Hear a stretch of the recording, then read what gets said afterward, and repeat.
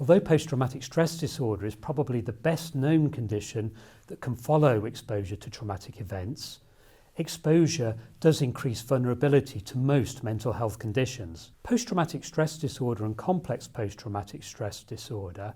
unlike most mental health conditions, are unique in that they can only be diagnosed following exposure to particular types of traumatic event that involves actual or threatened death, serious injury, or sexual violence. We know that there are many other traumatic events that can cause people very significant distress, and it's very important to acknowledge this and recognise that individuals may need treatment even though they cannot be diagnosed as suffering from post-traumatic stress disorder or complex post-traumatic stress disorder according to our current classification systems.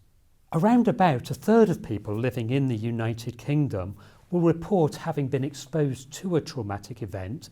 that is of the severity required for a diagnosis of post-traumatic stress disorder or complex post-traumatic stress disorder.